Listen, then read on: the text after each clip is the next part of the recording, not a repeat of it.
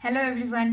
तो आज दिन भर मार्केट में क्या हुआ हम उसको डिस्कस करेंगे और उसके बाद हम निफ्टी नेक्स्ट 50 के बारे में कुछ डिटेल में एनालिसिस करेंगे। तो आज मार्केट को देखा जाए तो मार्केट थोड़ा सा आज गिरते हुए दिखा। निफ्टी 50 खुद को संभालता हुआ दिखा था, मगर निफ्टी बैंक की बात करें तो निफ्टी बैंक आज गिरता हुआ दिखाई दिया।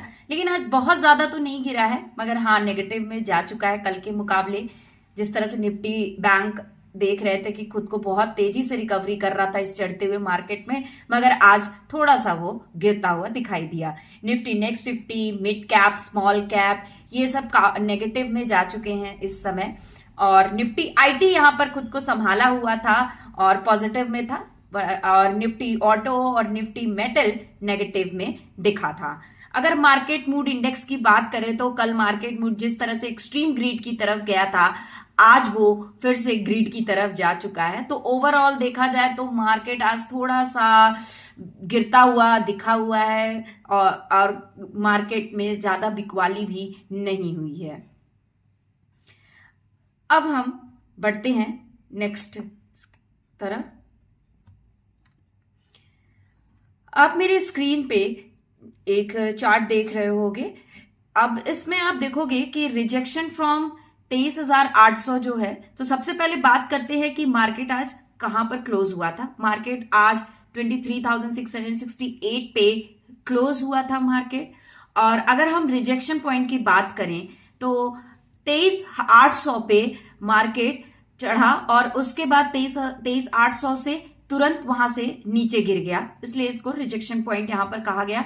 और फिर उसके बाद आप देख सकते हो कि 5 फैब को हम लोग ने डिस्कस किया था, 5 फैब को भी, कि 5 फैब को भी सेम 23,800 पे मार्केट चढ़ा था और फिर तुरंत वो नीचे गिर गया था। तो कह सकते हैं कि 23,800 पे मार्केट जाके नीचे गिर रहा है। अब आगे हम बात करते हैं यहां पर कुछ रेजिस्टेंस और सपोर्ट की। तो आप यहां पर देख रहे होगे कि 23,800 यहां पर जो मेजर्स रेजिस्टेंस बनाया हुआ है, अगर मार्केट ऊपर जाता है तो कह सकते हैं कि इस मार्केट में क्या था, मार्केट चढ़ रहा है। अगर 23,800 से ऊपर चला गया यानी अपनी रेजिस्टेंस से ऊपर चला गया तो मार्केट को कह सकते हैं वो चढ़ता हुआ दिखाई देगा। मगर अगर यहां पर आप सपोर्ट लेवल देख रहे हो, अगर 23,500 पे अगर ये सपोर्ट बनाता है और 23,500 से नीचे जाता है मार्केट, तो हम कह सकते हैं कि मार्केट गिरता हुआ हमें दिखाई देगा। अब देखने वाली बात यह है कि मार्केट ऊपर जाता है अपनी रेजिस्टेंस से ऊपर या फिर 23,500 से नीचे जाएगा। अब हम बात करते हैं निफ्टी बैंक की। निफ्टी बैंक अपने टॉप से -5.37 नीचे नेगेटिव है। अगर बात करें निफ्टी बैंक तो वो अच्छी खासी रिकवरी इस चढ़ते हुए मार्केट में किया है और बहुत ज्यादा नेगेटिव में नहीं है, वो खुद को रिकवरी कर रहा है। ये निफ्टी बैंक के कुछ बैंक्स हैं जैसे एचडीएफसी, आईसीआईसी, और ये आज के इंडाइसेस हैं। आप देख सकते हो कि -1.19 एचडीएफसी बैंक रहा, आईसीआईसी 1.06 गिरा है। तो ये और भी नीचे एक्सिस, कोटक महिंद्रा है। आप यहां पर हीट मैप देख रहे होगे। हीट मैप में आप देख रहे होगे कि यहां पर मोस्टली जो कंपनी है ये नेगेटिव में गई हुई है। आज जिस तरह से मार्केट गिरा हुआ था उस हिसाब से देखा जाए तो मार्केट नेगेटिव की तरफ दिखा है, और यहां पर आप रेड में आप देख सकते हो, और बहुत ही कम कंपनीज हैं जो कि ग्रीन की तरफ दिखी हुई हैं। और ये ओवरऑल अगर देखें तो मार्केट आज बहुत अच्छा परफॉर्म नहीं किया है, जो कि हीट मैप पे आप देख सकते हो।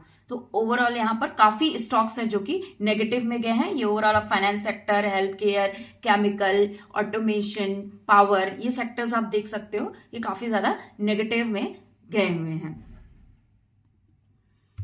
अब हम निफ्टी नेक्स्ट 50 की बात करते हैं। निफ्टी नेक्स्ट 50 को देखा जाए तो वो अपने टॉप से -19.71 पे है, यानी कि अपने टॉप से -19.7 है। और निफ्टी नेक्स्ट 50 बेसिकली 51 से 100, टॉप जो 51 से 100 की कंपनीज होती हैं नेशनल स्टॉक एक्सचेंज पे, वो निफ्टी नेक्स्ट 50 में आता है। और निफ्टी नेक्स्ट 50 चढ़ते हुए मार्केट में बहुत ज्यादा रिकवरी नहीं की है, बहुत ज्यादा रिकवरी निफ्टी नेक्स्ट 50 की चढ़ते हुए मार्केट में नहीं हुई है। अब इनके कुछ की फैक्टर्स को हम जानते हैं कि आखिर में निफ्टी नेक्स्ट 50 में कौन सी कंपनीज आती हैं, उनके क्या फैक्टर्स हैं, इसको डिटेल में थोड़ा हम जानते हैं।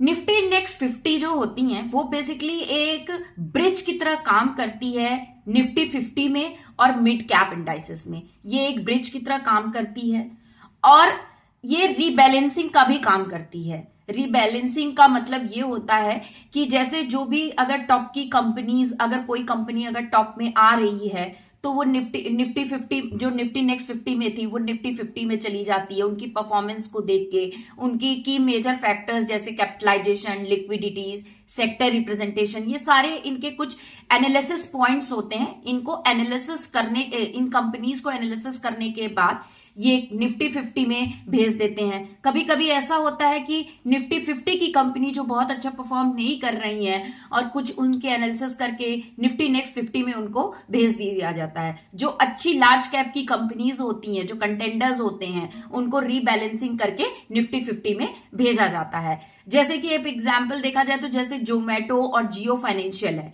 तो जोमेटो और जियो फाइनेंशियल निफ्टी नेक्स्ट 50 में था और वो फिर निफ्टी 50 में आ गया क्योंकि उनके कुछ मेजर की फैक्टर्स देखे गए, market capitalisation, liquidity, sector representation, और उनको देखने के बाद ऐसा किया गया कि निफ्टी 50 में उसको भेज दिया गया। तो ऐसे बहुत सी कंपनी जो निफ्टी नेक्स्ट 50 में आ जाती हैं। तो ओवरऑल ये मेजर की फैक्टर्स हैं निफ्टी नेक्स्ट 50 के। तो अब आप बताइए, अभी मैंने आपको बताया था कि निफ्टी नेक्स्ट 50 बहुत अच्छी रिकवरी नहीं कर रहा है और बहुत तेजी से रिकवरी नहीं कर रहा है। तो आप बताइए कि क्या आने वाले समय में निफ्टी नेक्स्ट 50 खुद को बहुत रिकवरी करेगा या वो इसी तरह से स्लो रिकवरी चढ़ते हुए मार्केट में देगा। तब तक के लिए थैंक यू।